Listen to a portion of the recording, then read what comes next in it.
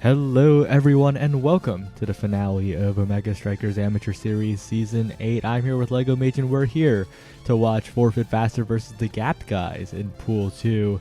It's going to be an interesting matchup, and these are only 12 teams left in the entirety of OSAS, right? So it'll be quite the competition.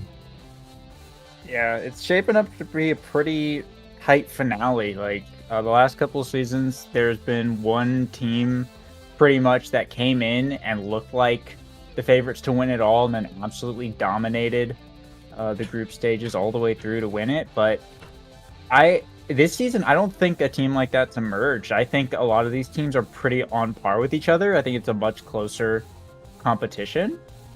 So I'm pretty excited to see that.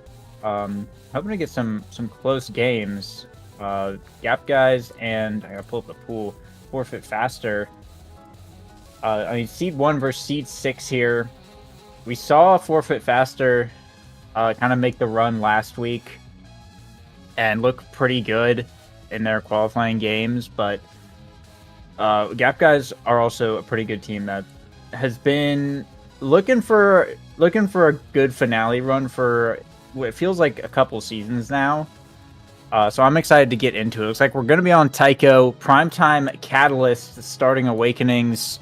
Of course, we got some new Awakenings rotated in the pool as well. Sparks are back, so things are definitely going to get shaken up a little bit. Yeah, it's definitely going to be quite different here as we load into game on Tycho Temple. Tycho Temple, an interesting pick. We saw it quite a bit during the Launchpad qualifiers into the whole league system. And it's a very volatile map, right? Yeah, it definitely can be. Between the core speed and the KO potential, and the fact that it's just kind of a small map in general with those close side lanes, there's a lot of chances for just really quick like edge KOs, quangles, dash punch type stuff, as well as just the core getting really out of hand and taking some crazy paths. So things can definitely change on a dime. See the Aimi Asher ban come out. Pretty good, pretty standard stuff. Nothing crazy. The Mako goalie here for Katyusha. See the X now over on the side of Gapped guys. That's been a pretty devastating combo throughout OSAS that we've been seeing quite a lot. Performing pretty well as the Rasmus and Kai getting locked in. Forfeit Faster with the roster. It looks like an Atlas goalie going to be holding it down for Gapped guys here as we get into it. Yeah, I'm liking the melee goalie pick. Very reliable.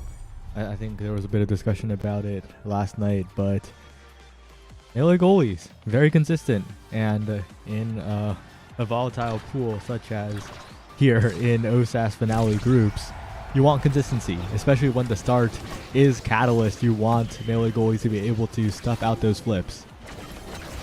Yeah, and speaking of Catalyst, everyone picking it up except for Katyusha opted for the prime time, and Pauldron's here on the Mako. Maybe a bit of an interesting pick. Catalyst is, it got pretty heavily nerfed, but it's still really good. And Mako just generates a lot of energy in general, so see if that prime time ends up paying off if the Catalyst nerfs are really done it in or not. But the open goal on the side of Gapped guys. It looks like Forfeit Faster might have an opportunity to go up first here. Yep, and with one barrier still remaining, they are in a nice spot, especially with Hottie building up so much meter here. Could be on a flip shortly, dribbling forward. Mew's in a really tough spot, but manages to flip it away. But that's meter gone. That's flips available for both Lick and Hottie. And speaking of meter, Ayusha actually is pretty on par with everyone else. Actually got flip up before Cold Ramen, despite not having Catalyst. So, I mean, maybe that points to the Catalyst nerf a little bit. Maybe it points to them doing a good job of not letting Cold Ramen really interact with the core too much. But either way, round one going on quite some time here in overtime. Katyusha still holding down this final barrier. Moondrop's holding on to the flip as well. Looking for the opportunity to burn it. Cold Ramen, some nice play with the bumper to set it flying. And speaking of flying, Moondrops gets the KO, but the angle from Hottie is good. A nice red core around the Astro projection from Mew will put Forfeit Faster up on the board. And a bit of a long point there. Pretty long point, pretty unfortunate end to the point as it gets right past Mew, who is trying to walk up aggressively. And that's what you have to do, right? When the points go long, you need to provide that additional offensive pressure as the goalie, but sometimes the core speed's a little too much.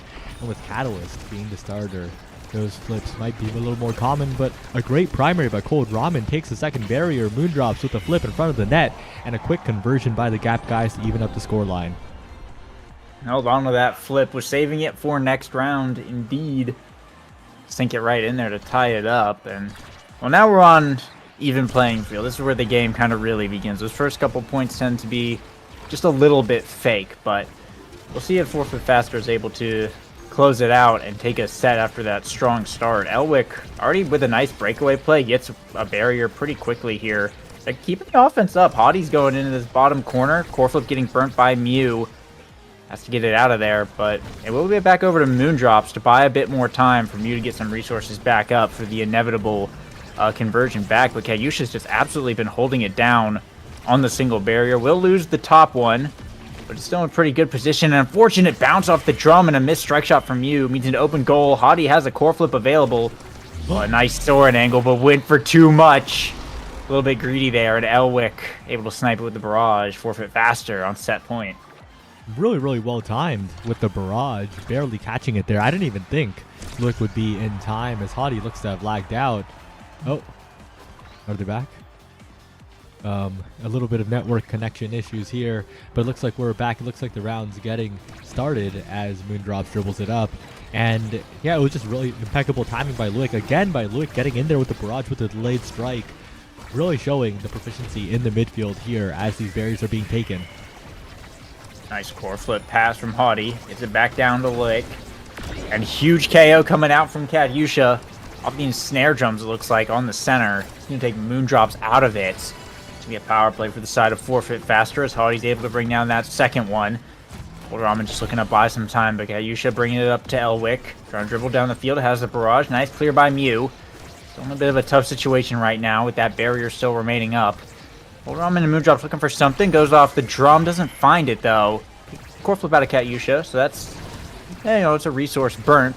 Keeping the pressure up in the corner, but this Mako is just too good, and Elwick holding it down on the defense as well. They'll manage to hold and bring it to overtime. Core flip coming out from Mew. Core flip whiffed by Elwick. Can't quite find it, but trying to get it back down to Hottie. Goes for the back dribble off the drum. Maybe a little bit too much there, and it ends up getting back to Moondrops. Nice strike shot from Mew. Core flip from Cold Ramen. Steals it away from Hottie. Snare drum's coming out off the drum, though. It's going to be a barrier down. Both sides opened up. Core flip from Hottie hits the expanse, and it's right back to their side of the field. Elwick passed down to Hottie. Gets sniped by the astral projection. Katyusha can get there in time, luckily, but Cold Ramen and Moondrops pushing up. Moondrops with the core flip, though. And now Elwick looking for the breakaway. They're putting the pressure on, but Mew finds the clear. And they'll keep it safe for now. Core can move quite fast at this point. Hottie with the death touch, but Cold Ramen in position to defend. Gonna go for another shot to the top. Giga Blast goes wide. And still, no points yet on the board. Moondrops is on a dribbling play off the bottom, but Luik is back to help out. But Cold Ramen on the follow-up, not quite enough to get it to Moondrops. A missed strike shot from Mew goes unpunished as Cold Ramen wins yet another strike ward. Back in the hands of Moondrops it goes. Katyusha just flips it off the center into the own goal. A bit of panic from 4-Foot Faster will even up this first set. There's no way that round went that long for a core flip own goal, but it's fine. It's fine. They come back from this 2-2. It's tied up, and 4-Foot Faster will get a nice kickoff to bring down the first barrier, though. But I think the nerves, the fatigue could definitely come through this match with how long these rounds are going, and it's the first match of the night as well. So there's definitely a little bit of warm up to that as well. You see those kind of mistakes. But both barriers down now. Gap guys in a good position to score. Core flip comes out from Cold Ramen. Sinks it right in through Katyusha. And it will be Gap guys who take the first set. Big first set for the Gap guys. It looked like 4-Foot Faster was stronger in the early parts of that set, but things have changed, and things have also changed in the draft right since the last time we've been on stream. Sparks are back. Maybe there'll be a pickup, only 2 showing up in this first draft. As Timeless Creator, of course, priority on the now. Very valuable, especially on a map like Taiko Temple, where those creations will be putting in some extra work. And that missile prop, a great pick on the Mako, but also notably great to take away from the Atlas. The missile prop primaries are a bit famous as the rest of the draft kind of goes as planned. Good spark pickups on the side of the gap guys to maybe scale a little more. Yeah, going for the double spark here. Looking pretty nice. When the other two eventually show up, it's going to be some big pickups there. Once you hit 2 sparks, you're really kind of cooking. One by itself is generally pretty weak. So they're kind of playing for the long game, but they've got X, they got now. They're kind of hoping to scale anyway. So we'll see how this ends up panning out for them. The size pickup for Elwick, it was a deny against Moondrops, but it also kind of denied Body from getting it. But size kind of underrated on midfielders. You know, it helps you win a lot more strike wars and just like interactions like that. So it's a decent pickup. You can also get some I was gonna say you can do some like stagger scaling stuff, but I guess some of those items don't exist anymore, so never mind. Yeah, awkward spot, but with Hadi on the top side, a weird bounce off of the bumper, not what I expected at all, and no barriers will be taken yet. Good defense by Cold Ramen. Finally, the Pendulum Swing will do it, but Moondrops is up there. Gets the Bull Rush, gets the KO, and a striker advantage for the Gap guys. The passing play up, interrupted by Lick. The Big Fish putting in a lot of work here with the additional size, and that Giga Blast is fantastic as well. Good block by Cold Ramen, but Lick has created a massive lead. And now Moondrops with a core flip, dribbling up the field, just sink it right in, burns it there. Good a point for Gap guys. Making it look good as they continue on with their scoring. Cold Ramen beginning to get a notable XP lead, starting to do the now thing where you just kind of take over the midfield a little bit. Elwick having a little bit difficulty keeping up, but a nice double barrier there on the kickoff. It does set up 4 foot faster to be in a really good position for this point. We'll see if they're able to finish it off and bring it home, but so far struggling to reconvert that offense. A nice primary from Cold Ramen. It takes up so much space with Timeless Creator. Audie looking for a breakaway, but can't quite find it. Pass to Elwick. Elwick passes back. They keep trying to get this offense going. The expanse comes down, shuts it off. Cold Ramen, a great strike against the Pendulum Swing. They can't get it scoring. Gap guys, the defense keeps it locked down. Yeah, well played, and a good pass by Mew, but a dangerous situation. A good strike shot by Mew. Gets it away. A strike war as well in Hadi's face. Confidence from Mew as the Atlas pushes up, and a weird bounce sends to the other side of the world. A barrier taken in the favor of the Gap guys. They weather the storm, but there's still a flip on Hadi. They still have to be very careful here. They need to take this barrier as soon as possible, and these ensnare drums are going to nullify the core flip. 2 core flips wasted by the Gap guys. Hadi with a flip available, but deflected away by Cold Ramen. Such great defensive plays by the Gap guys, and a strike war win will mean the game is evened up. And Moondrops looking to convert over this top side. Core flip from Gayusha, but it hits the drum again. Luckily, they're able to recover it. Get it back over to Hadi. Great expanse from Mew. Sends it upwards, though, off of the shot and wastes the whiplash. And now it's Cold Ramen. Pass to Moondrops on the bottom side. Moondrops passes it back up off a great strike war pass. And Cold Ramen able to sink it in. Little primary for support. Gapped guys. They'll go up 2-0. What a point by the Gap guys. They lost 2 barriers early, but they held on so well. Mew on the defense, Cold Ramen on the defense, and Moondrops controlling the core so well as they lose 2 barriers again. History might repeat itself, but maybe not as Kadyusha pushes up, but a weird snare drums. The ult wasted, and now Cold Ramen has room to play. Yeah, both barriers gone. I mean, this has kind of been the situation all game. 4 foot faster gets both barriers pretty early on, but struggle against the open goal. We'll see here, though. Elwick pushing up. A great shot. The Giga Blast to confirm it. Doesn't even need to burn the core flip, though. Saw the opening and took the shot on the Atlas there.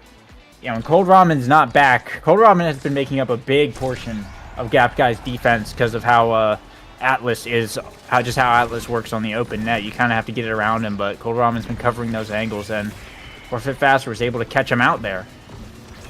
All right, Hadi now on the offensive push, trying to find a passing play, but Moondrops is in there. Cold Ramen has a shot right through, and the flips are now available, not even needed for the KO. That's Lick going down. That's Hadi being punched out of the play. It's a 2v1 as Moondrops looks for the flip, but it's deflected away by Katyusha.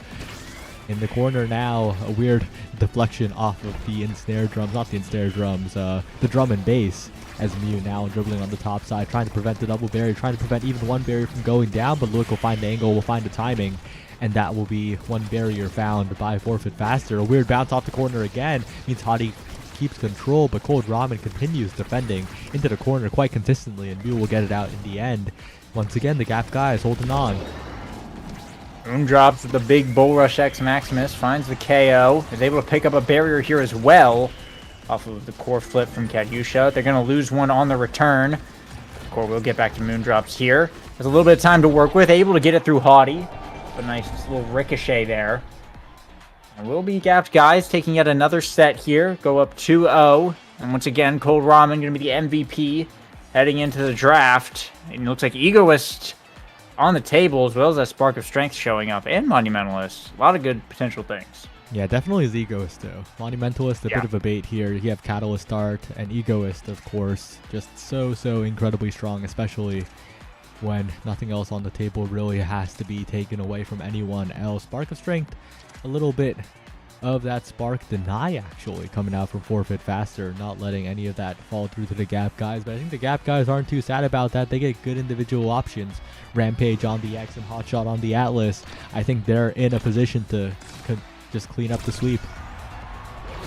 Yeah, definitely a really good draft altogether. Elwick has been kind of unfortunately forced to deny a lot of stuff, and Hadi has really only gotten skills to build around his their secondary, which is not particularly great.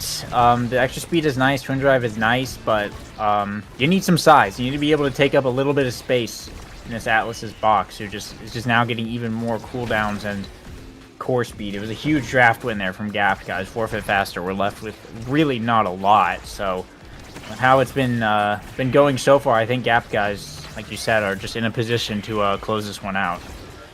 Yeah, Hadi and Wick still trying, still pushing forward, but they're being chipped down pretty low here as Cold Ramen runs around the map. That Egoist is about to proc, about to take over the game. Is this now? So much speed to work with. Drops a heal, but Luik nullifies it quite well with the Giga Blast. Takes away the opportunity, and now a flip available to take the barrier. That's one down, looking for two, and a mistimed strike from Mew will mean both barriers have fallen on the side of the Gap guys. But look, that's Cold Ramen running in there, has the primary. Two barriers solo taken by Cold Ramen on the same attempt. And now a flip from Luik down to the bottom side, not caught by Hadi, and the Gap guys get out alive, but not completely. Luik with a Giga Blast, and that will be a fantastic goal to put Forfeit Faster back in the game. Moondrops going for the dribble, and Elwick reading it out, calling it out. And a great Giga Blast to put him on the board here. But they're in reverse sweep mode right now. They got to play around the speed from Hadi, and just got to play around Elwick landing those projectiles like they've been doing so consistently this game. But things become very difficult when Moondrops' X is really online right now. Picking up the KO, doesn't even have any Rampage stacks here. But it's definitely looking to get some as two core flips are up for the side of Gap guys. They'll pick up one, flip from Ramen's going to find another. And that's both barriers down. Hadi off respawn though, able to run up with the Whiplash. Get a barrier in return, open up that side of the goal. Elwick keeping it in the bottom corner. The Expanse comes out, but his two flips up for Gap guys. They're looking to make this play happen. Got to get it past Hadi here, but able to pass it down to Elwick. The pendulum swing comes through. Core flip from Muse, able to save it. Bounces back, but gets to Moondrops eventually. The Bellringer coming out, gets put in the snare, jumps, goes for the flip, but can't do anything while trapped in jail. They're still looking for the play. Mew gonna bring it up to Cold Ramen here. Try and force it around, but Elwick is covering that top side pretty consistently. Hadi getting launched backwards a little bit there. Across most of the map is Elwick looking to make the dribble plays, but Mew, once again, a nice clear as we're looking to go into another pretty long round here. Yeah, that core speed, that flip available from Hadi is going to be a big factor, as Lig is also such a threat. Almost has a flip available. Hadi goes for a corner shot, but barely misses the corner. And now it's a dangerous spot still for Mew, as Moondrops gets it past for the moment. Cold Ramen's not in position, tries to get in position, but the core is accelerated forward by Katyusha. Luik in the corner, Hadi in the bottom side, doesn't find the angle, but Luik will get the rebound. It's 2-0 for Forfeit Faster. They could take the set, they could put themselves back in the game. Yeah, they're on the cusp of doing it. They've got a couple flips to work with, but Cold Ramen will be getting the Egoist proc, and Moondrops will be getting a flip up as well. Immediate core flip from Elwick. Isn't able to find anything off of it, though, and that's two flips up now for the side of Gap guys. they start their offense. The X Maximus is out. One barrier goes. Cold Ramen's able to snipe another. Big dangerous situation here. Flip from Ramen's just sink it right in. Gap guys put themselves on the board. 2 goals away from closing out this first game. In groups, every single win matters. You want to make it out on the top of your group to be in that winner's side. And even if you don't, you still want to be top half to make it out at all. Every single win matters, especially the first one. And Hadi's trying to make it so that forfeit faster do not start 0-1. But Cold Ramen, patient in the midfield, finds a barrier calmly with just a single strike. Finds the dribbles on the bottom corner. And a weird hook by Hadi means that the barriers are both down. And suddenly the Gap guys don't look like they're the ones who were down 0-2 in this set. They look confident.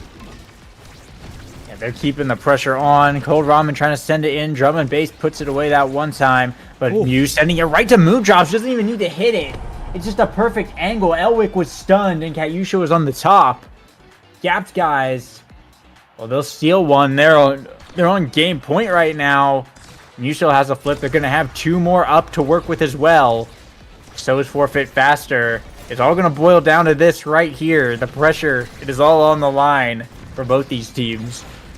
Cold Ramen about to get that ego as Prague about to get the speed. Now has it, but a flip from Hadi is converted. Awkward spot, but Mew has the core flip timing to not lose both barriers. And having one barrier so crucial for the Atlas. Moondrops a back pass to Cold Ramen. 1 barrier taken. A flip available. Looking for 2 here. As just a dribble to the bottom side as Mew tries to get some core speed. Good passing plays by the Gap guys to keep the core under control. And so many flips burned by forfeit faster on the defense. This time Cold Ramen has to burn theirs, but with ego as catalyst, it's no real issue here. It'll be built up in just a second. Good clears by Mew. Keep the core away, but once again, it's floating around, and Lick does have that speed to work with, does have that flip coming up. Yeah, and Audi pretty close to one themselves. Could be the ticket that they need for forfeit faster to be able to close this set out. A great X Maximus strike reset from Moondrops, though. Opens up forfeit faster side of the goal first. Elwick still looking for this barrier past the Haughty, who'll be able to find it. Elwick does have the...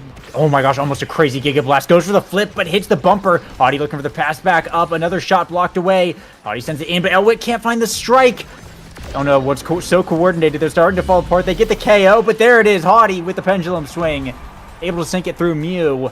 Forfeit faster. They'll take a set after all of it, and they'll keep it a contest. Elwick, the MVP here, and some good awakenings on the board. Finally, is going to be able to pick up something that they actually want.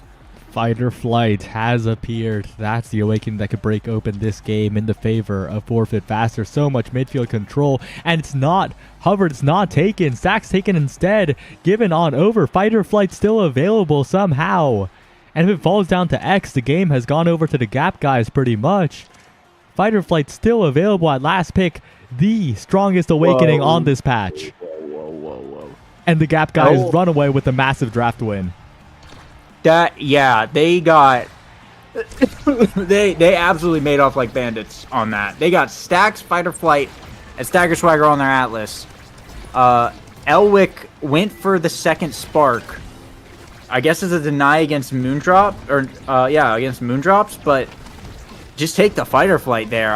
It's a really questionable draft from Forfeit Faster. They did get some size finally on Haughty, and Katyusha did get perfect form, which is nice, but I think this is still definitely going to be hurting them. It's going to be really tough, but they made the comeback last set when it looked pretty tough. We'll see if they can do it again. Of course, if Moondrop staggers anyone at any point, that cooldown is just going to be coming back, and not to mention, he's just going to be moving really fast, like, every time he's able to hit the core. Yeah, Moondrop has already been dribbling quite a bit, so even more is just devastating. But Haughty has the flip available, chooses not to use it. Moondrops could get control of the core here. Tries to find a dribble, but it goes to Cold Ramen. Good hit away to not get caught by the Giga Blast. But look at Moondrops gliding around the field every strike. Just so mobile, and the core speed will accelerate even further. Cold Ramen flip available now. So much threat on the bottom side as Moondrops looking for the passing play. Cold Ramen, a good block by Katyusha with the ensnared drums, but how much longer can they hold? Mew drops back just in time to not get scored on by the core speed, and now a tough spot. Haughty with a shot available perhaps, but a great secondary by Cold Ramen.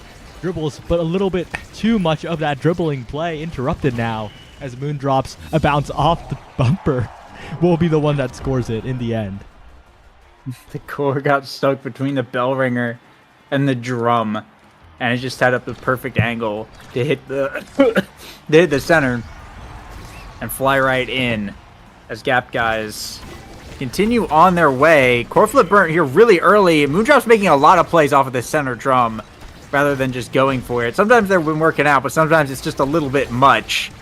But I mean, with all that fight or flight speed, every time this guy's hitting the core, he's just able to outpace Elwick and Katyusha so much. Like, look at that. Just Elwick is in blazing haste, and Moondrops was keeping up with him right there. It's kind of crazy what this Awakening can do. So, but I mean, Katyusha's still holding on to this one barrier for a pretty long time, keeping it pretty consistent. Moondrops, however, burns the core flip early, but will get the barrier. He's going to get staggered, almost gets KO'd. His Snare Drum still not enough to find the KO. Pendulum Swing not enough to find the KO. And there it is, the primary from Katyusha will finally take the X off the field. A huge sigh of relief for the moment for Forfeit Faster, but they still have 2 flips to get through, as well as the barrier. Well, the barrier will go down now. Moondrop's back online. Both sides opened up in overtime once again. See if they're able to get it done. Tough spot for Mew here, but Cold Ramen in the midfield has the speed. Another Giga Blast, not quite enough to get it past Mew from range. Once again, Cold Ramen trying to win the interactions. An amazing primary by Mew, somehow manages to save it, and Cold Ramen sets up the triangle, make sure that Hottie can't flip it in. A shot to the top side, Wick misses the angle. A strike will win by Cold Ramen on the goal line. What a save made by the midfielder of the Gap guys, but Hottie's still in there. Cold Ramen still finding the strikes. The passing plays from Forfeit Faster are not enough, even though they're so good. And the moment it gets past the midfield line, Moondrops is going to go a little crazy here, as Cold Ramen almost has ego as to flip on the goal line by Moondrops. And that'll be another goal for the Gap guys. Their defense has been so good. It's been so scary, but it's been so good. Yeah, they've been absolutely holding it down on defense. Despite all the fancy stuff that Luik and Hottie have been doing, Mew and Cold Ramen have been absolutely holding it down. A really unfortunate 90-degree bounce from Elwick right through the center of the barriers, and neither of them went down. Oh, that's a bit rough, but they still got the core. They still got a chance to bring something down, but Cold Ramen keeping the corner on lock. The barriers will remain standing even after all that pressure Elwick just applied. Cold Ramen, Defensive Player of the Year right here. As both sides keeping their barriers up. Moondrop's looking to change that. Core flip from Katyusha sends it out, but Cold Ramen's able to pick one up on a rebound. Moondrops has the flip up, receives the healing, but is stuck in jail for the moment. Giga Blast from Elwick's going to get one in return. A lot of damage on the Moondrops right now, but should be able to survive just running around as the pressure mounting. Elwick and Hottie able to bring down a second one. Core flip from Hottie, pass to Elwick. Cold Ramen, what a save! The sword angle, but a missed flip! Oh, Mew didn't have a flip up, went for the evade, and it floats through him. The defensive stand of a lifetime. But Forfeit Faster will get the point regardless. If a team had 3 Cold Ramens, I think they would win the OSAS finale. I'll say it. Yeah. It's not that Moondrops and Mew are playing bad. They're actually playing very good, but Cold Ramen's just on another level this game. Yeah, absolutely. Like, defensively especially, this guy has been an iron wall against Forfeit Faster. It's made it so difficult, and a great flip sends it through the drum and bass to pick up second barrier as well and put Gap guys in a great position. Elwick is kind of hurt. Hottie has the core and is able to get a barrier here in return. All 3 members of Gap guys on the defense right now, but Moondrop's looking for the breakaway. He's going to get pulled back a bit by the death touch. And a bounce off the center means the second barrier is gone as well. Both sides opened up. Hottie trying to keep control of the core, get it up to Elwick, who's not long for this world. Potentially going to get KO'd here. Hottie does have a flip up. Moondrops pass up to Cold Ramen. Trying to get it off of their side of the field. Trying to keep it away from this Rasmus as best as possible. But it's actually Elwick who goes down.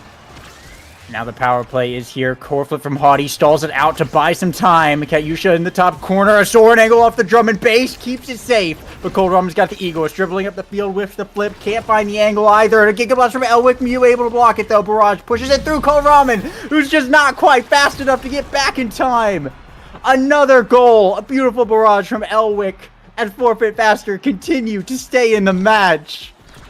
Forfeit Faster somehow, despite Oh, the plays coming out from Gap guys. They are still alive. They're one goal away from a set 5 of all things. But Moondrops is trying to close this out now. Has the fighter flight is just constantly backing up. But watch out on the defense. View positions a little bit too up. And that means the barrier will fall. One barrier on each side. As Cold Ramen on the bottom side looking for an offensive play. Pushing forward with the speed. Almost has the flip available as Moondrop's flip is blocked away. And Forfeit Faster continue to hold on. Cold Ramen looking for this push here. We'll be able to find the barrier. Once again, is an open goal. Moondrops with the core, goes for the bumper play once again, the center play, but doesn't quite find it. Mew is pushed up. He's the new midfielder. Cold Ramen pushed back here, burns the core flip. Doesn't find anything. Double core flip burnt there from Forfeit Faster. A bit of miscommunication, but they will be able to clear it out and let Elwick take control for a moment. Haughty pushing up this bottom corner, so he's going to be able to get the second barrier. Elwick with the flip up, is going to burn it here. Pass to Haughty, goes for the top. Cold Ramen there to block it. Dribble off the center. As the Ego with speed, goes for the flip down to the bottom. There's not an angle on the goal, but on the rebound, we're able to catch it and sink it right in. Gap guys are going to take it home and get the win. That was a little close. That was a little scary for the Gap guys. But in the end, they will close it out. Well played from that team. They advanced to 1-0 in groups, an important first match to win. And although Forfeit Faster are 0-1 now, there's still a lot of groups left to play. Yeah, absolutely. And 338 redirects on Cold Ramen, 101 shots. Well, Haughty had a few more shots than that, but second most shots in the game, most redirects, and 41 saves as well. 7 goal participations. Cold Ramen putting up some big numbers there on the now. And looking really good. Gap guys definitely a team to be scared of defensively. And they got a lockdown goalie plus Cold Ramen playing someone like now who's able to exert a big area of influence. Especially the Timeless Creator is helping out a lot there. Just taking up so much space. Definitely something to be prepared for facing this team. Generational performance from Cold Ramen. We'll have to see how it goes later on. But we will be heading to a bit of a short break. So anything you want to say before then? No, just I mean good luck, and we'll see y'all after the break.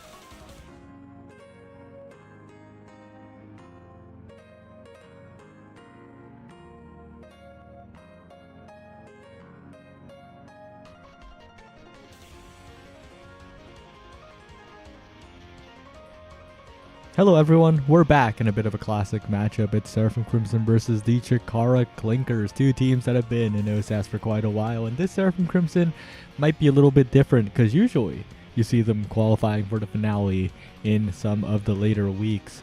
But this time they qualified pretty confidently in week 1. Yeah, it's kind of interesting the last couple of seasons because I think 2 seasons ago they came in week 1.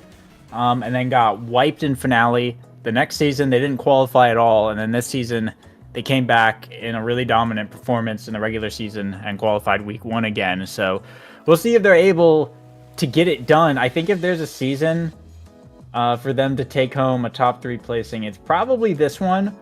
There's no, like we're saying earlier, there's no big standout team that is kind of predicted to dominate. So I think in a much more evened playing field, this is their kind of opportunity to finally bring it home. I think they're the longest standing OSAS team ever. I think they've literally played every single OSAS since week 1 or like week 2 of season 1. So yeah, they've been here quite a while, and we'll see how this one goes. It's going to be a tight matchup for sure. Clinkers was looking pretty good. Kahone, Vicblade, and Bunfan got in the lobby, as it looks like we're going to be going back to Taiko Temple once again. So, and I'm looking at the Awakenings as well. It's like bugging out, but it looks like it's team player aerials as well. So, definitely going to be an interesting one. Oh, it's back to team player prime time. It's having a little bit of fun. Yeah, interesting start. We'll have to see how it goes, but it's really interesting that it's Taiko Temple that's being the favored map here. That the pool has Night Market, Oni, Atlab, Alten, Clarion, Demon, and Taiko. A lot of maps, honestly, that people generally like to go to, so it's a little bit confusing why it's always Taiko Temple, but the fact that it's Taiko Temple has me a little bit scared for Seraphim Crimson. Yeah, we'll see. It is weird. They say that it's one of their better maps, but like on paper, knowing like what they run, it doesn't seem like it should be. We'll see how it goes. Yugo has been kind of one of the staple character here for a long time. Is, you know, kind of known as like the Luna one trick, but picked up a couple other goalies, like off meta goalies, namely the Estelle, which we've seen quite a lot, the eject button Estelle. But I know that he's got an Aimi that he's been practicing. At least I think I do. So we'll see what ends up happening. I mean, Taiko is not a great eject button goalie map to begin with, especially not for like Luna, because you have a giant obstacle in the way of like where you want to fly. So we'll see how this goes. I think if they're able to consistently get like KOs and kind of play for the damage, they could have a big leg up. But if it is a team player start, that's going to throw a little bit of a wrench into the works just with how fast the core is going to be going. Defensively, Tefunk and Yugo are really going to have to be on it, because neither of them play particularly defensive-heavy characters. They like to keep the offense up, like I was mentioning with the eject button. So when it does, they tend to have pretty good offense, but when it comes to defense, things will tend to fall apart. So we'll see how they're able to deal with it if Chikara does opt into that team player start. Yep. Looks like we're just about ready to head into game. Team player going to be defining this game. And with all the players readied up, we are heading right into queue for the striker bans, actually. We have those.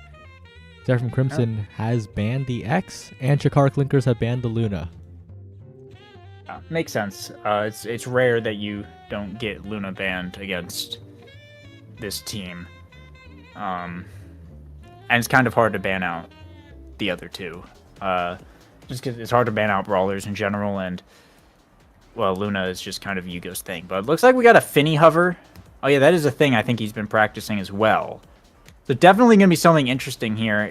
We saw last game the melee lockdown goalies doing an excellent job on defense. So Crimson is like really kind of shaking things up, because this is not something we see on this map that often, unless you're like hard pushing for like damage.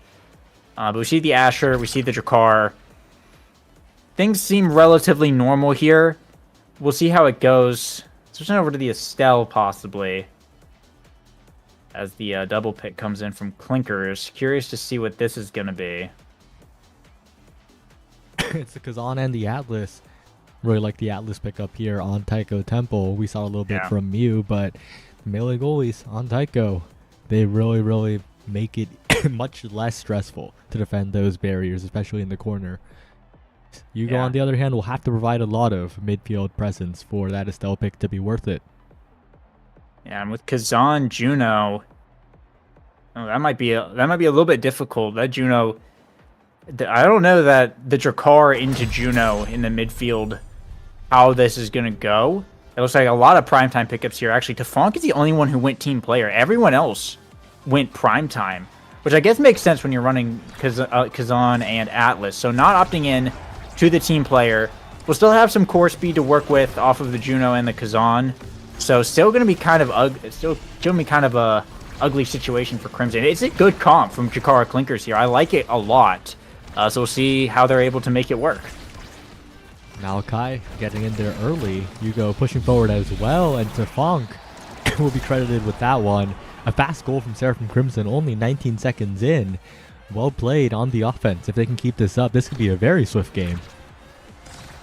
Yeah, it's really what they have to do. If they can just kind of convert to having essentially 3 forwards most of the time and keeping the pressure on Kahone, burning those cooldowns, not letting Bunfan get too much space to work with, that's going to be kind of their ticket to winning this. But once the Quark sort of gets past that midfield and Bunfan's able to like push up, that is where things will quickly kind of start to fall apart. But so far, they're doing a good job keeping the offense up. A nice piercing shot from Yugo, clears it right behind Bunfan to try and keep it up. A pass here to Fonk. Dribble around the center for just a bit. Vicblade having to fall back, but we'll be able to pick up the KO on a Malachi. The crooked leverage from the center, and that's a second barrier gone. The power play might just be what Chikara needs to even this thing up. Bunfan keeping the pressure on. Core flip from Yugo to buy some time. Malachi will respawn, but Seraphim's going to have to reset here. Find a way to get it off their side of the field. Nice pass footer there from Malachi to push it up, but a nice pass from Bunfan in return. Gonna keep it going back and forth just a bit here. Vicblade trying to reestablish control. Bunfan jumping up, has the flip, burns it here, tosses it right into the top spin. And Vicblade able to send one home and tie it up for Chikara Clinkers.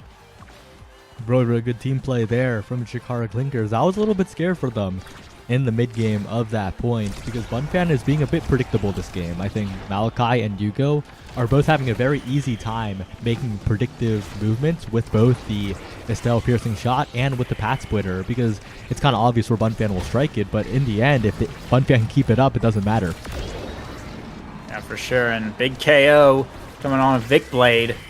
Will allow Crimson some time to get these barriers down. They're going to get the core flip off Kahone. Fonk pushing up on this bottom side. Pass up to Malachi. Still no barriers. Going to get one there off the Asher primary right as Vicblade respawns.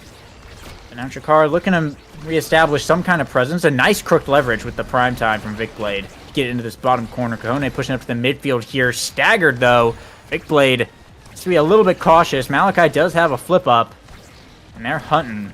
Pushing it over. The flip comes through. There's the KO. And getting a barrier as well. Just on top of it. You go down to Fonk, dribble off the center, looking for the Molten Bolt, but doesn't quite reach. Yugo's gonna have to send it back in. Seraphim, unfortunately, the power play gonna get stalled out for them. Vicblade comes back online. Bit of an unfortunate expanse there, but it will kind of reset to neutral here, deep in overtime.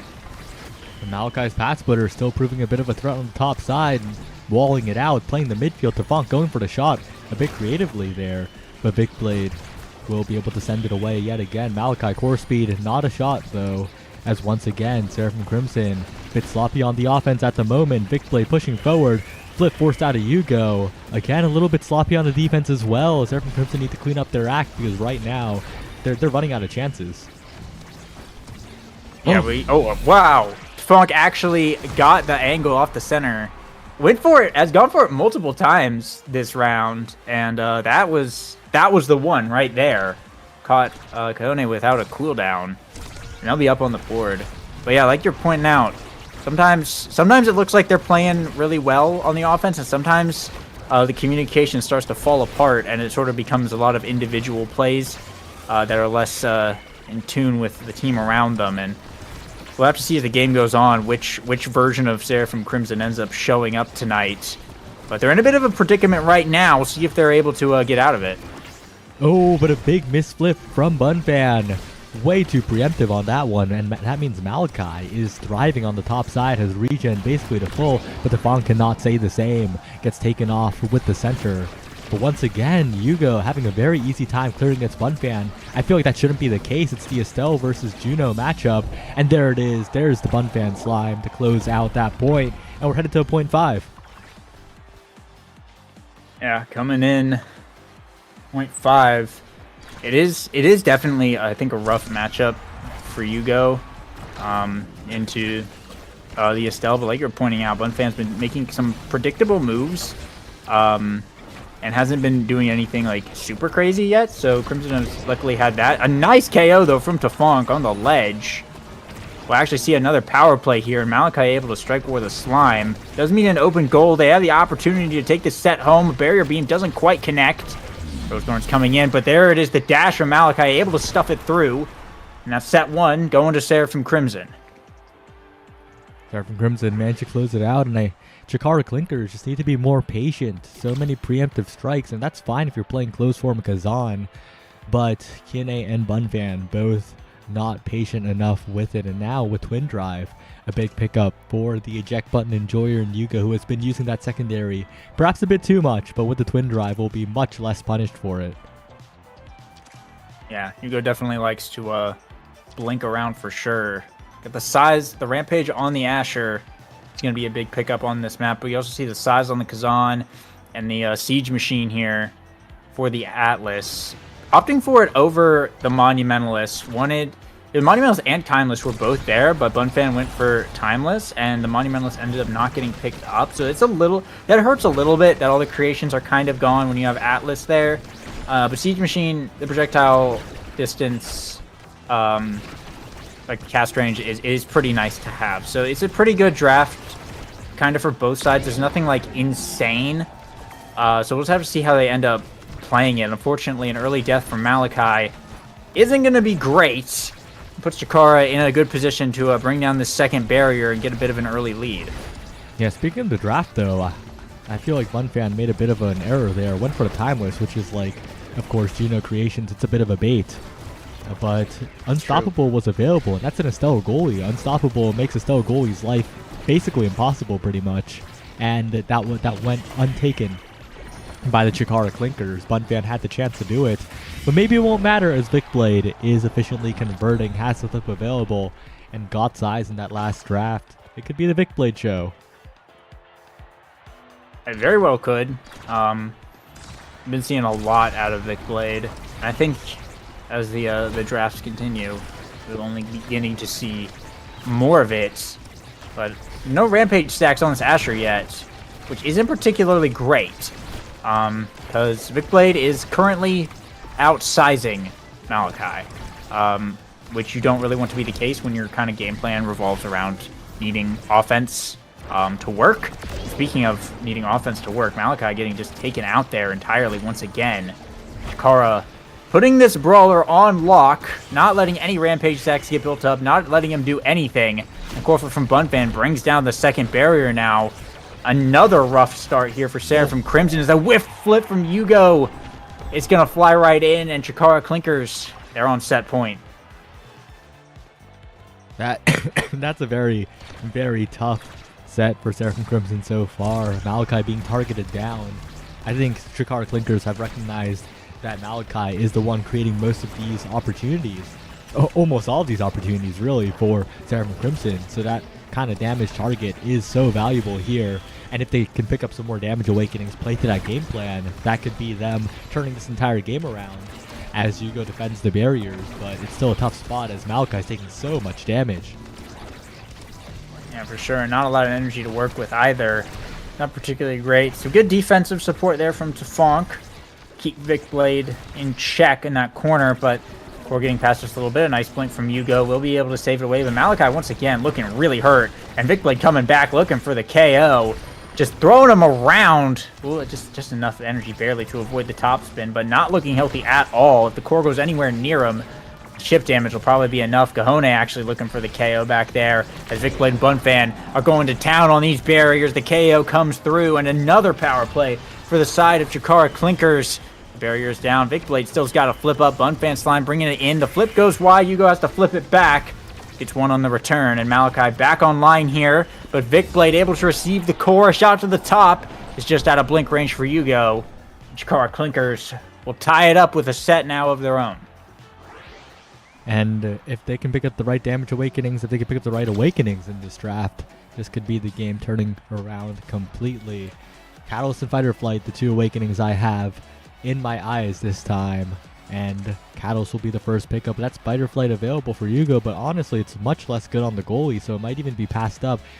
They might even try to pass it down all the way to Funk here.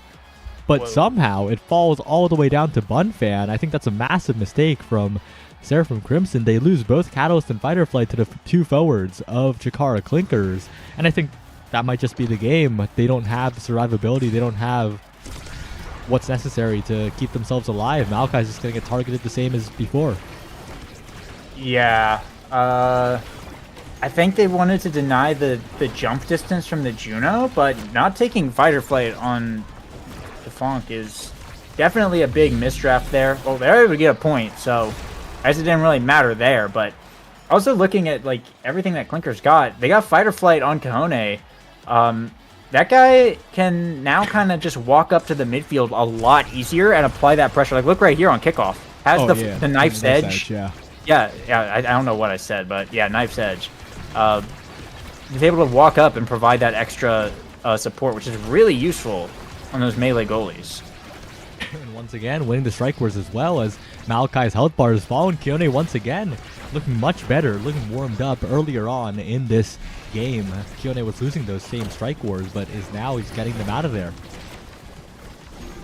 Yeah, and now barrier's getting traded here. Core flip from Vicblade finds a second one.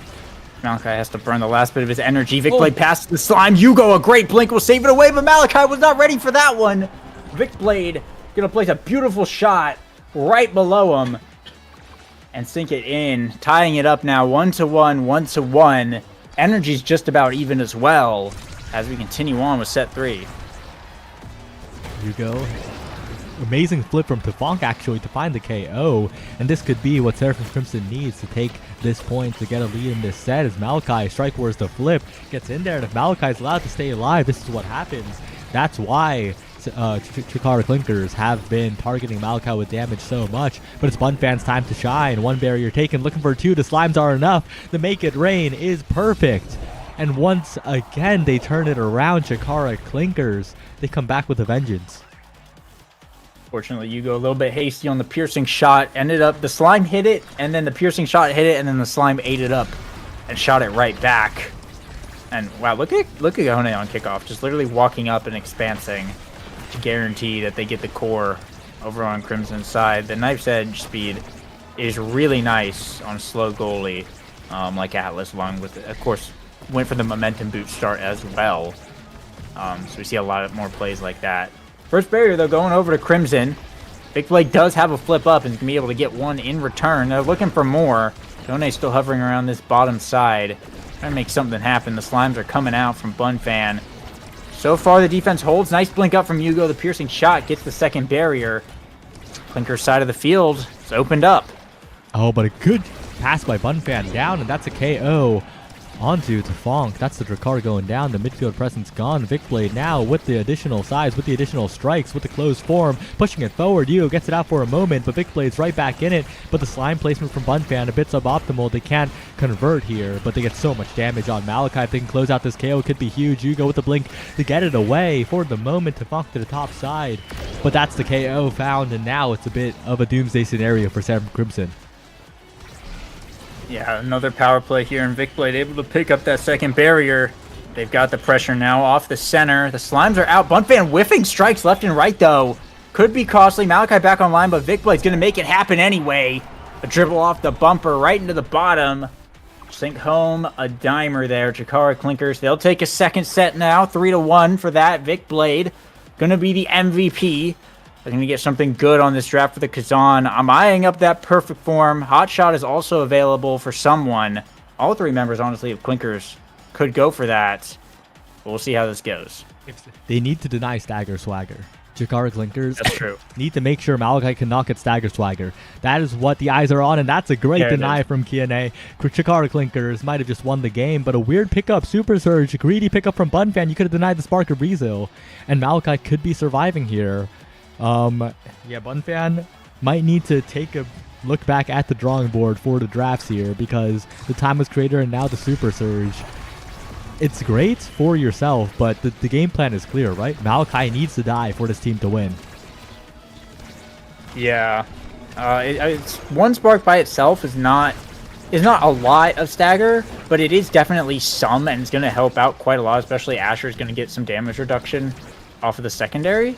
And if Crimson do win this one and pick up a second Spark, oh, well, that was a bit unfortunate on the top spin, but if they do pick up a second Spark, then things get rough, because then Malachi's going to be able to stack up the Rampage, and then once he's able to survive, might even be able to pick up a KO, and that's really bad because he's got Ad Rush, and that's going to start proccing, and it'll just become a monster. So we'll see here, but it seems like Clinkers, they didn't really care that round. They were just able to score it pretty quickly. Yeah, Bunfan looking confident, though, with the jump range. Maybe that's what they needed to be activated as a player, as they're positioning much better already. Maybe a bit of a psychological advantage as well, as the Slime sends it forward yet again. Seraphim Crimson not having that midfield presence really hurting them, as Bunfan is just playing so much better. Yeah, the jump range is definitely nice to have, but trading barriers here. Core flip from Bunfan. Hugo teleporting up. The piercing shot will block away Vic Blade shot. The Rose Thorns as well, but is out of cooldowns now. A great defensive stand there from the Estelle goalie. Master Malachi able to with the strike, or the core flip war on Vic Blade. Still holding on to theirs. Just fighting to Funk right now in the backfield. The top spin to be able to pick up the KO, but Malachi holding on the core for so long. However, Kone able to push up. Core flip from Vic Blade is going to secure it. And a whiffed flip here from Hugo is not particularly great, as now they're going to be down one more flip going into this next point. Match point for Clinkers, and their chance to bring it home. They need to be quick on this one, because no one has meter here.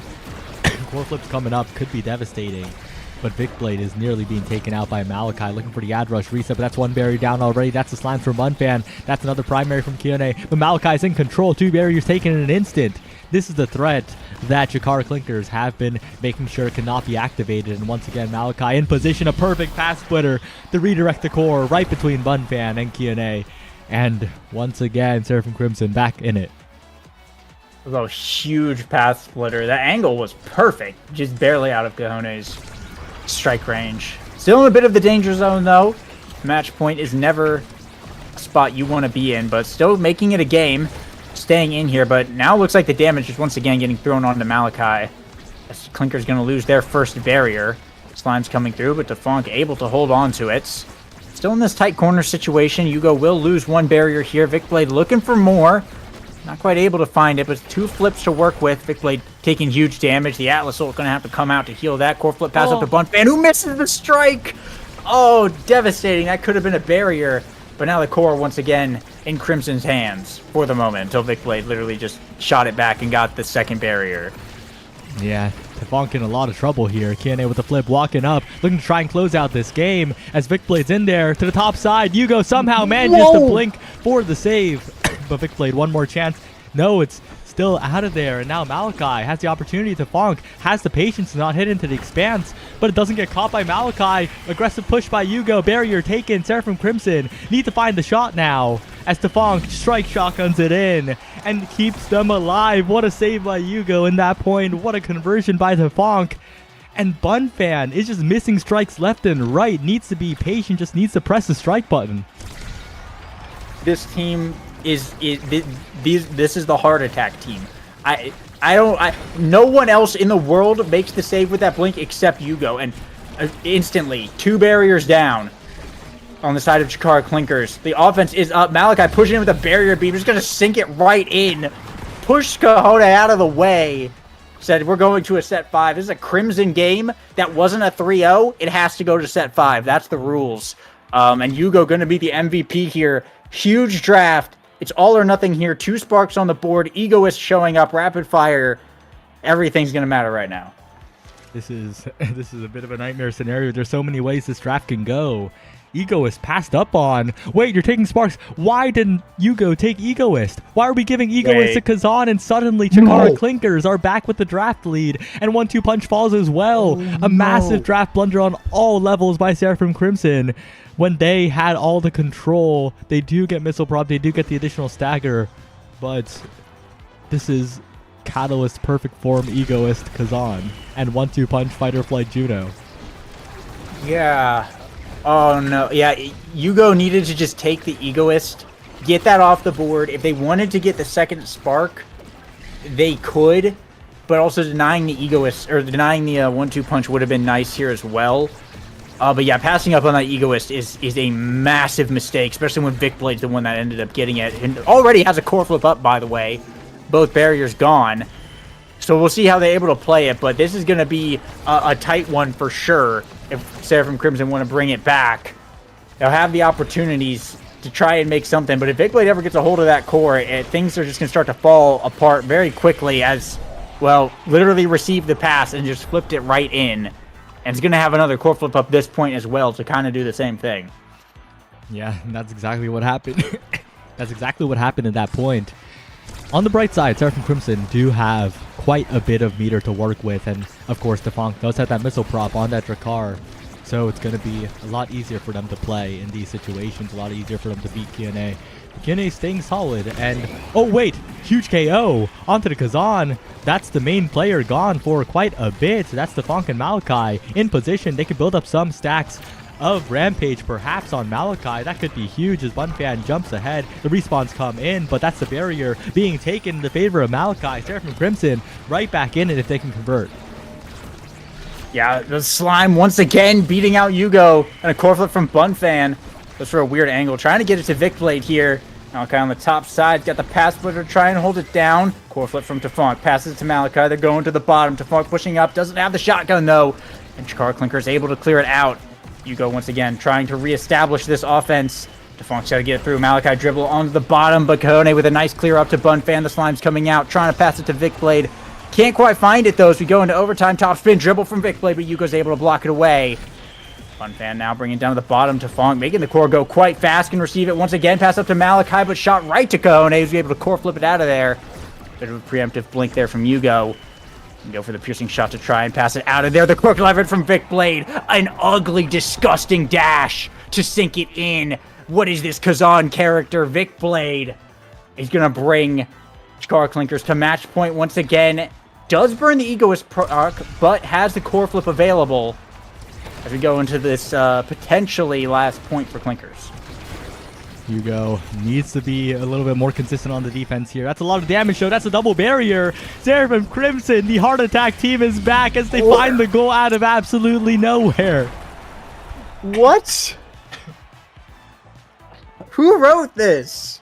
Who wrote this one? Oh my goodness! It's a movie. It is cinema. It is hands up. It is cinema right now. If they can bring this to a 0.5. It would be incredible. But once again, Clinkers on match points. They're just struggled to close it out as Crimson picking up another barrier here. And Malachi still maintaining possession of the core for a good while there. Vic Blade able to get one in return. But Crimson once again reestablishing their presence. Defonk speed boosting down. Has a flip available. A quick leverage from Vic Blade though. Gets it around Yugo. Is a bit greedy there. Core comes out. But Defonk finds the KO. Perfectly timed. The Molten Bolt picks up a second barrier as well. And now it's all Crimson. Just got to score it. Malachi with the Strike War win. And it's 0.5 for Seraphim Crimson. Yeah, it's not a movie. It's cinema. You were right. It's cinema. This is peak Omega Strikers, and it comes from OSAS. Defonk with the flip available now, as one barrier doesn't even fall. Yugo somehow gets it out of there. No strike from Bunfan. That could have been a barrier. A free barrier passed up by Chikara Clinkers, as now Vic Blade's being staggered almost. The healing is there, but that's still a lot of damage, and now Defonk with a lot of room to play. Good save by Kine, but the cooldowns are coming back up. Vic Blade is being hit. And once again, a barrier being taken. Bunfound on top side, the flip easily blocked by the massive Malachi, who has so much size at this point, but Vicblade still has flip. Vicblade could still turn this around, but has to burn it, uses it well to not get taken out. But that's a lot of damage. They could take out Vicblade here, and that could turn this game. We'll see Vicblade able to heal up a bit there, but Malachi, yeah, has 7 Rampage stacks, able to pick up the second barrier. Funk's on the bottom side, going for the triple. Kone has Expanse. Yugo's trying to force it through in this midfield. Malachi's looking for something. Core flip from Kone to clear it out. And now it's all Yugo versus the Slime once again, able to clear it out of there. Kone in the corner. Malachi down to Funk. 2 flips available for Crimson. Core flip from Malachi. Beautiful save from Kone, but not able to finish it out. That was an own goal by Vicblade. Backwards topspin from Vicblade. I thought I imagined that. I just looked at the replay for that. It was an own goal from Vicblade after all of that. It's cinema. Less viewers than Launchpad, of course, It's but cinema. everyone here witnessed what might be the greatest game of Omega Strikers ever played. What was that game? It was not it was not flawless gameplay, but it was incredible. Oh my goodness. I mean, have you ever seen a game where the losing team scored more goals than the winning team? Okay, well, you're asking that to the person who's watched the most Omega Strikers. Oh, that's true. Yeah, never in mind. the But world, like, it's so- not very good. It's not often. Yeah, it's not often. It's not often. I mean, it's 10. The score is 10-12. And Crimson managed to win it. 120 saves on Yugo, by the way. The most in the lobby by a pretty decent margin. 92 shots on Vicblade. 213 redirects. 10 goals and an assist. Plus an own goal. And Crimson brought it home. I mean, what an insane match. That's probably one for the history books, but hey, Crimson got it done.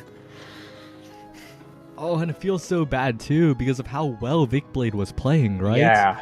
And they had the game plan. They had the game plan to damage Malachi, but they let that spark of resilience slip, and suddenly it became that much harder. And of course, Devon Crimson completely threw the last draft, but Chikara Clinkers throwing the third draft might have been more impactful. Yeah, it seems that way for sure. 6 KOs as well. I mean, the stat line from Vicblade is just insane. I mean, wow. Like, Crimson, they definitely were making some mistakes. Both sides were making some mistakes, but when Crimson needed to get it done, they ended up getting done. That was two sets in a row that they came back from the match from the 2-0 match point comfort zone, and they brought it back twice. I mean, what a game. What a game. Yeah, incredible cinema there. But we'll be right back after the short break. We're going to have another game. It probably won't be as good as this one, but it'll probably be pretty good, so don't go anywhere, and we'll see you then.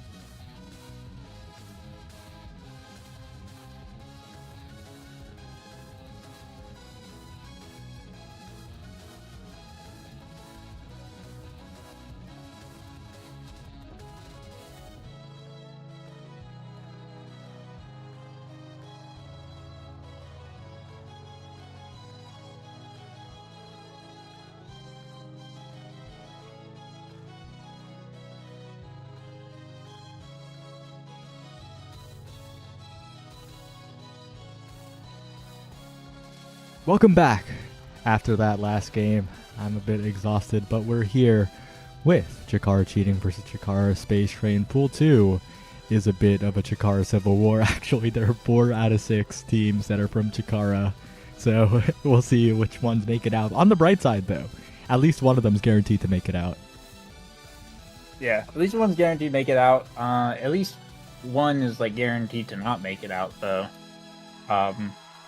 So we'll see how it ends up panning out right now. It's like Gap guys are doing pretty well for themselves, sitting at 2-0. Forfeit Faster at 0-2, and the rest of the Chikara teams all currently 1-1. So it's looking. It's looking exactly like it was seeded, pretty much, which is interesting. But Super Surge Fighter Flight on Atlas Lab. It's going to be this match for this Chikara team kill here as we load in now. We're free from Taiko Temple. No way. Yeah. It's crazy. I don't think... Most of the time, it's literally just like night market game after night market game. It's kind of crazy to see 2 Taikos in a row. Yep, and... well, interesting draft being hovered here. Vinny Erasmus, Asher. Probably not going to be the final state of the draft, but with the Juno ban and a Kazan ban coming out from Chikara Space Train, I believe, it's a pretty standard character select so far. I expect these picks to change, though. And we'll see here. Looks like IDC does have the Finny. I do think I remember them playing that, so I think that makes sense. Striker Karayumi still hovering the Kai, and Brando on the signature brawler here. Looks like Zentaro Atlas coming out from Space Train. Pretty good pick. I think it did say it was a Super Surge start, so that's pretty nice to have that Tash Awakening on Zentaro. Brando, having been the Juliet and the Asher, pretty good at both. Gonna go with the Asher here, though. And then we're waiting for the midfield pick to come through for Space Train. The final pick. And it's Aimi. Oh, yeah. Okay, Space Train. Both comps very capable of dishing out the damage here, but Chikara Space Train, Aimi Zentaro, a little bit scary even. Yeah. Striker Kuriyami is going to have to be a little bit careful here.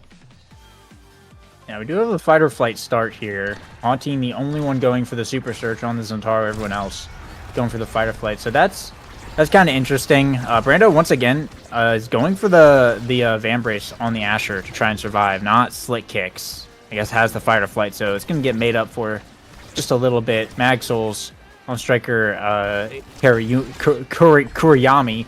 Yeah, I'm going to mess that up more than once, but yeah. Mag Souls on the Kai. Running pretty fast with the Blazing Pace plus the fight or flight. So a lot of speed there, but we'll definitely have to be careful to not get knocked off the edge. A quick point, though, for Chikara Cheating. It's going to just float right in there past the Astral Projection. Start us off. Yeah, and with fight or flight being on the table, Strike Wars are going to matter more than ever with fewer opportunities to get those Strike Wars in more critical places. For Kuriyami, the one who wins one, both the Giga Blast actually own barriers. That's 2 barriers down in Chikara Space Train now. Looking pretty nice, but Striker Kuriyami moving very quickly. Gets up once again, and that's a barrier taken. IDC as well, moving very fast. SWAT team doesn't pull the trigger on the flip, so the barrier down, but the goal not scored quite yet. Striker Kuriyami looking a bit hurt here. The Cyber Swipes, luckily, if that had hit them, that would have been quite bad. But a bit of a whiffed expanse there from Audnar. We'll see Brando able to bring down that second barrier. Still 2 flips to work with. The Black Hole almost KOing Striker Kuriyami right there. Haltine going a little bit wide on the flip. I mean, the barrier or the goal remains unscored. Pass to Brando. Gonna push this bottom side now. Shiku in the way there. Able to block that one. As this guy's still having to play back just a little bit in fear of getting KO'd. The Black Hole almost taking Haltine off the board. The Giga Blast as well. Going to be staggering him. It will reset the cooldown on the secondary, though, so they have to be aware of that. Looks like they're not going to really utilize it much as Brando goes for the shot. Audnar able to get the flip, but the bad angle means it comes right back up. And Brando sinks it in 2-0 for cheating. Bit of a rough angle there. If it hit the corner, that would have been a great offensive push for Space Train, but Cheating will be very happy. They have a ton of meter as well, and IDC is playing so confidently on the Fini, moving a ton. Huati, not long for this world.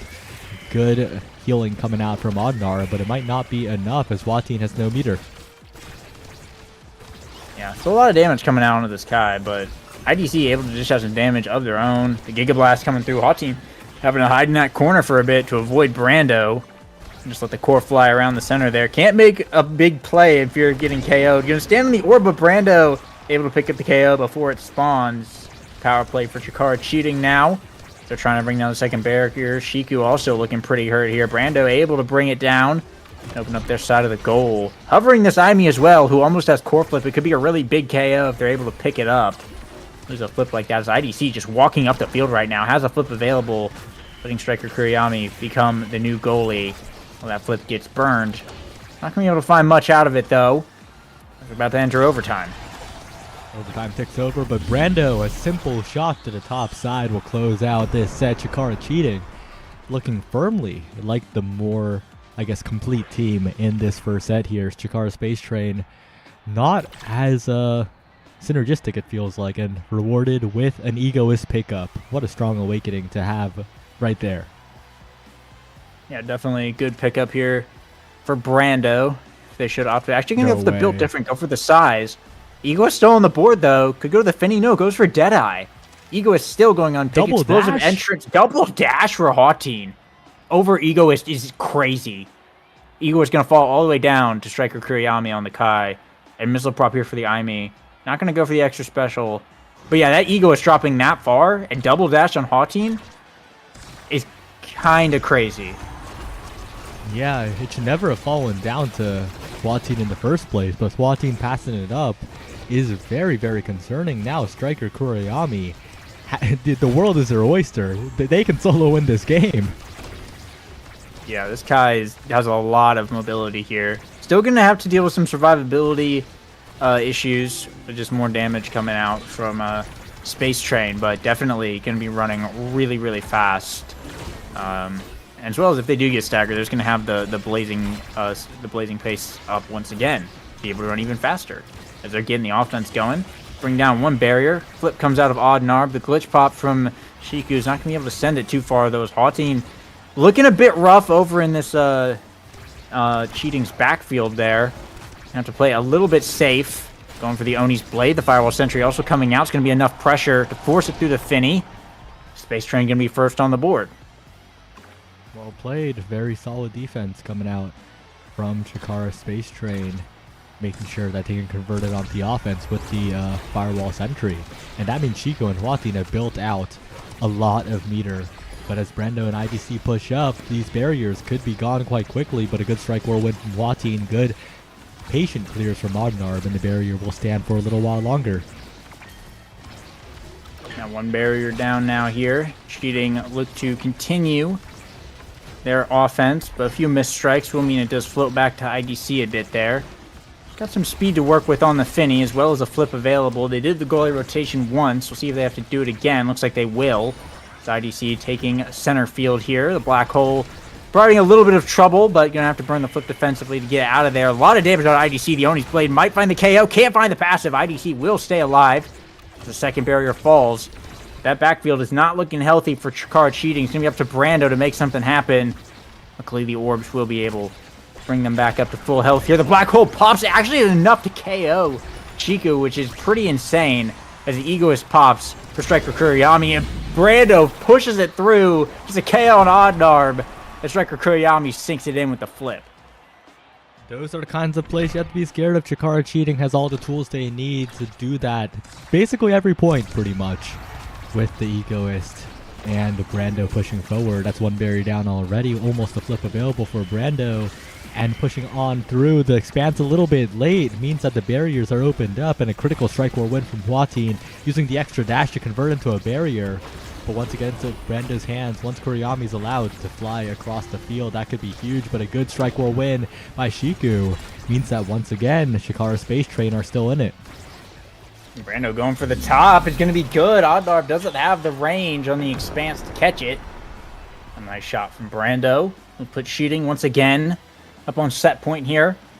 They're just looking like a pretty well-functioning machine. Brando is a absolutely massive threat, and with all this speed on the Kai, and IDC doing some really good goalie rotations as well.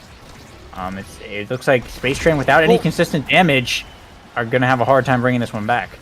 With Watin going down to the center just like that, Atlas Lab has been the bane of Shikara Space Train here, as once again Brando is pushing up with the dribbles, looking for a little bit more here, but it's a little bit too much to deal with as the flips are available from Ardnarb and Chiku, but IDC has one as well, pushing forward, but Chiku's Strike War wins are making sure that the barrier can't be taken yet, but Ardnarb gets a little bit greedy. That's the barrier going down. And Watin not quite able to catch that core either. Brando once again with possession just sinks it right in. Ardnarb caught too far down. The Expanse not able to reach it. And another set here for Chikara Cheating. Brando, the MVP. To get into the draft here. Looks like some sparks showing up as well as Big Fish. Not a super insane draft, but team players on the board as well. Probably going to be a Big Fish pickup for this Asher, more than likely. Yeah, just get some size there. And Spark of Focus for Ardnarb. That's the second Spark, actually, for this Atlas. So got the speed, got the cooldown. Not too bad. Prime time for IDC. And Chrono Boost for Striker Koyami, a huge pickup. As this guy's just going to be moving even faster, and nothing really left here for Watin. Another really good draft, looks like, for Cheating. It's a bit devastating here. I don't know what can save Chikara Space Train at this point, because everything that Chikara Cheating could have wanted pretty much is in their hands at the moment. Brando pushing forward, and once again IDC with the big finish, making sure that that barrier is locked down. Two barriers taken on Narv, not quite getting the strike there, and Brando is just absolutely massive. Watin just getting caught in the crossfire. Doesn't even feel like they're focusing. The Zentaro just taking damage just by being there, and that's a quick point. Yeah, Cheating making it look like a formality now. They're continuing to just clean up. The damage just is not there for Chikara Space Train to be able to do what they want. The core control is too much from Chikara Cheating, and, well, they're actually dealing quite a bit of damage themselves onto the forwards of Space Train between the Black Hole and just random Finny and Asher things that are occurring, making it really difficult for Space Train to do much. They get a nice second barrier there off of a little bit of a whiff triple take. So they have it out.